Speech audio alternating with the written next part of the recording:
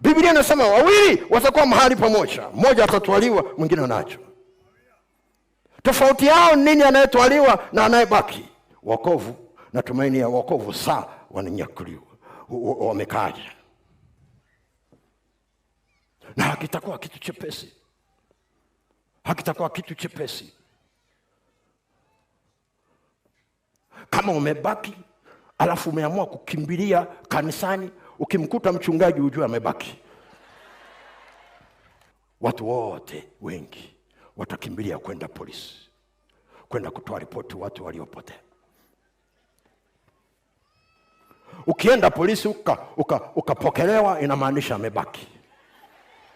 Na utakuta na wengine wengi sana, atakuwa anauliza kutoka kwenye counter, na wewe ni shida hiyo hiyo? Ndio, wa kwangu amepotea. Na wewe ni shida hiyo hiyo? Ndio, wa kwangu amepotea. Na wewe ni shida hiyo? Basi tafuta kalamu na karatasi, andika wewe mwenyewe. Sasa hapa nimeshazidiwa, kila andika maelezo vizuri. Andika maelezo vizuri, niachie hapa, alafu tutaendelea na upelelezi.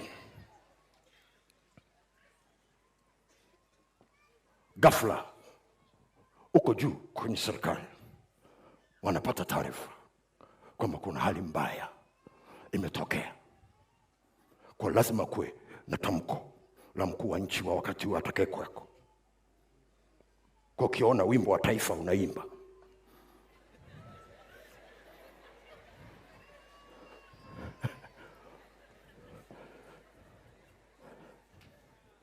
alafu kama wataongea kama walivyokuwa wanaongea zamani, ukisikia wanasema ndugu wananchi,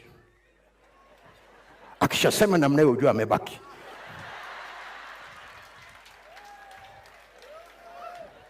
Tunacheka, lakini this is serious business. Ujue amebaki. Ndugu wananchi, tumepata taarifa ya mambo yaliyotokea. Serikali yenu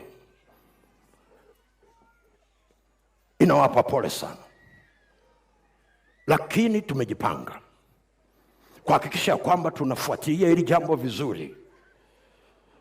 Nimeunda tume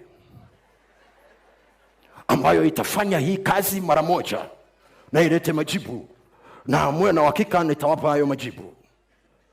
Ataanza kutaja wajumbe walioko kwenye tume, alafu ukisikia anasema tumesikia tetesi kwamba hili jambo linahusiana na vitu ambavyo vimeandikwa kwenye Biblia, na tumeona kwenye tume hii awekwe na askofu fulani, ujue amebaki.